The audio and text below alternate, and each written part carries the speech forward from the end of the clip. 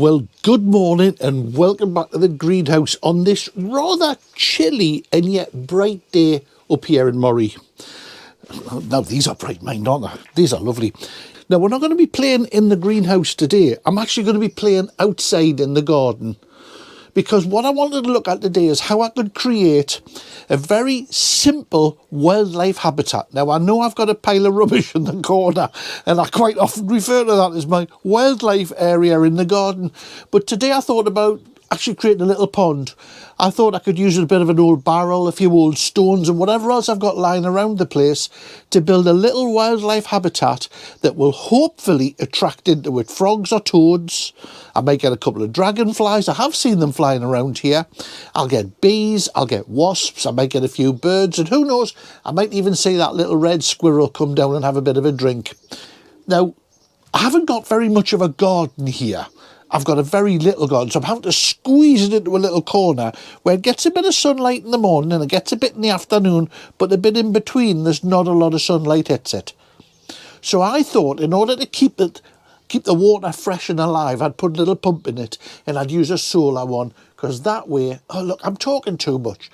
Come on out there, we'll have a look and just see how I make it work. Cut! So I've popped it here underneath this tree, not too far away from where my cabbages and my broccoli get regularly digested by slugs, and right next to some of my beans that climb.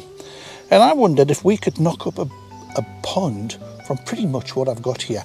Now, I know what you're thinking. I know what you're thinking. When you see people build ponds, they spend an absolute bloody fortune on them. They pay hundreds of pounds for a plastic container or something, and then they go buying really expensive rocks and, you know, £20 a plant, and they'll put 100 quid's worth of plants in. I've seen them on YouTube myself. Oh, here's an easy pond I built from a barrel, and you have a look and it works out at like 200 quid. Well, I'm sorry, but if I had 200 quid, I'd get my car fixed. I'm a great believer in Facebook Marketplace, and I had a look and somebody was saying, please come and take away these old stones. So I gave them a ring and they were fine. They said I could have a few, and that's all I needed.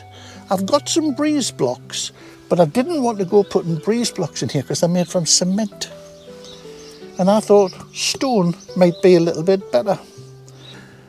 Now, I went off to the garden centre to have a look at what the price was on some of the pond plants, because, you know, I wanted to put a couple in to get them started.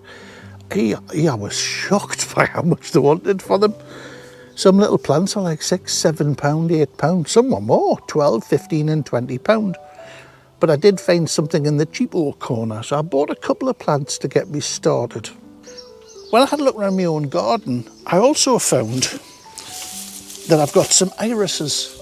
Now, I know that irises will grow in shallow water. I used to live on an island that was very, very boggy, and the best irises were always where there was always a pool of water. And the other thing that was on that island a lot that grew in water was rushes. We used to call them rashes, the spiky grass that'll take your eye out if you look at them in the wrong way. And I thought I could put them in here for a start. I can always add other things later. Now, this could work equally well small scale in a bucket. Some of these old trugs that you see me using around the place, these plastic trugs I get from the local recycle centre for next to nothing, it could work in there. It could work in a bit of a dustbin cut in half. It could work on a balcony. It can work in a garden or a backyard. We'll pop these plants out the way for now. Just another tip for you as well is that when you're doing all this, don't be worried about making a mistake, because you can always change it later. So let's have a look. Now, I wondered about the rocks. So the rocks you've seen so far is just these big things that I've got here. And what I'm trying to do is to set up 3 different levels. So I want a deep level for the bigger plants, a medium level for the middle size. This is like Goldilocks and the 3 Bears. And then on the top we will have the little pond with the little ones in. So anyway, I brought a few bricks around, but don't go thinking I'm made of bricks, because I'm not. And I reckon that will probably do for the levels. The other thing I looked at was the special clay. Now, you can get a clay kind of soil at about £10, £12 a little bag to put your plants in. Now I had a chat with a friend of mine who's got a nice pond, and he said the reason you have to use that clay, it's not about the nutrients or anything. He says it's about it holding together around the roots. If you just put soil in, the soil will dissolve and it'll roll off. Then I thought, well, what if I put the soil around the root of the plants, and then with a bit of old hessian maybe, wrap it round the root of the plants and tie it off. That'll stop the soil going anywhere, and I can trim the top off and make it look pretty. I had a few of these old potato sacks. I say old, this one's never been used, but you can see why. It had a rather large hole in the side that a mouse had a feast on. So I thought I could have a go at that. So the plants that I bought was this grassy thing, which was priced up at about 12 quid, but I think I got it for £2, and that grows in areas just like that. And then I bought this other one, which again, I'm not even really sure what it is. I know that both of them are designed for small ponds. So that one's also designed to be under about 3 or 4 inches of water. So I thought maybe that could sit. I don't know if you can see that. It's just going for a swim. So I'll find some way of holding that down in the right place. And then with the rushes wrapped up and the irises wrapped up, they should fit in there quite nicely. Now, the water I'm using in here is simply rainwater harvested from this barrel there. Rainwater is the best. It's got no chlorine in it or anything, so the plants should do quite well here. The other thing I've had asked of me is, what will I do about mozzies? Now, we don't get a lot of mozzies in the garden, but ideally I don't want a lot of mozzies in the garden.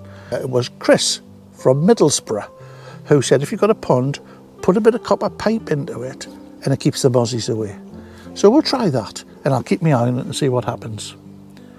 Now, the other thing that's very important if you're going to put a little pond like this in is that wildlife will be attracted to it. So make some areas where the bees can land, bit of maybe a stone that sticks out, so the bees can land on it and they can drink. Perches for the birds to come in, and the ideal thing for that is just, you know, it doesn't have to be glamorous looking. You can literally wedge something like that in, and that's perfect for the birds to land on, and they can drink as well. You'll get all sorts of wildlife being drawn to your pond.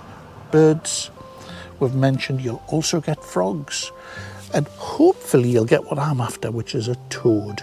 Now, I have seen the odd toad in the garden, and I would like more.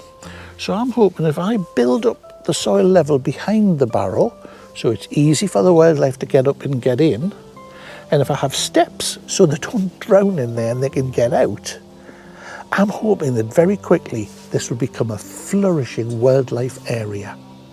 So I'm going to get on with it now, and then we'll come back and have a look and we'll see how it goes. Cross your fingers.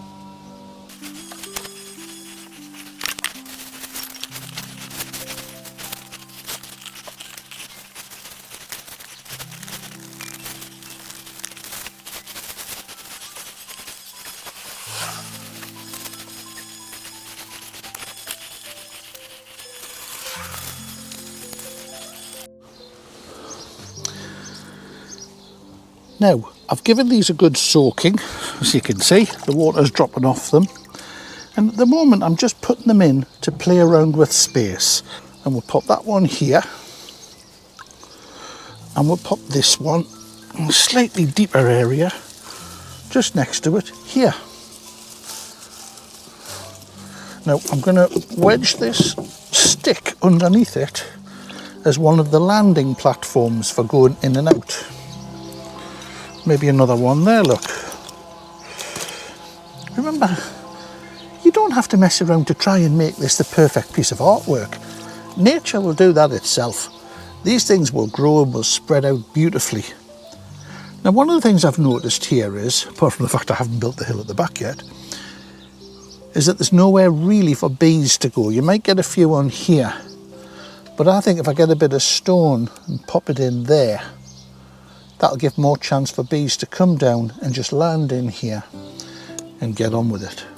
Now, I've also bought myself a bit of a treat. Let me see. First of all, let me get the bit of stone. Find some of these stones for the bees to settle on. Now remember, your water level's going to go up and down a bit. You know, it's going to evaporate away and then you're going to top it up again. So make the stones at different levels for the bees, otherwise they'll be underwater a lot of the time. So something like that. Can you make that out okay?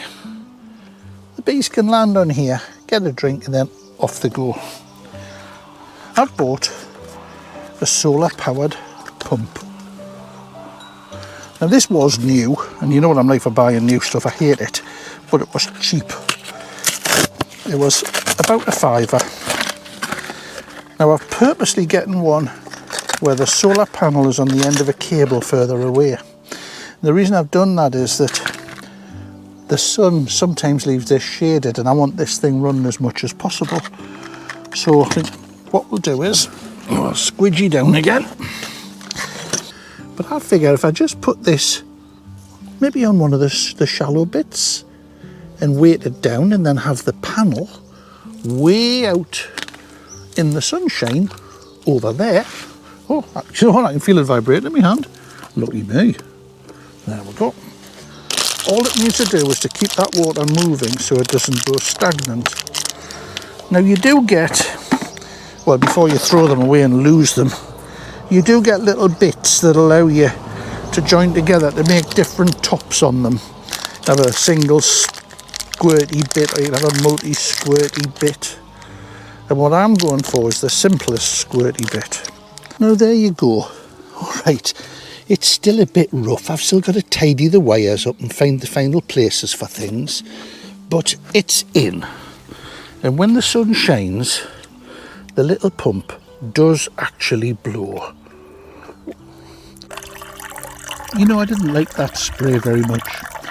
The more the sun shone, the more water got thrown out of the barrel. So I figured with a bit of old rubber hose stuck on the end of it and a bit of wire inside to bend it, I'd rather have this constant stream of water coming from that little spray pump. As long as the sun shines, the water flows. And I quite like the sound of it in the garden too. So I think it's safe to say that this whole thing cost me about £11 UK, which is probably about $13–14 American. And you know, for $14 American, it's not bad, is it? Not bad at all.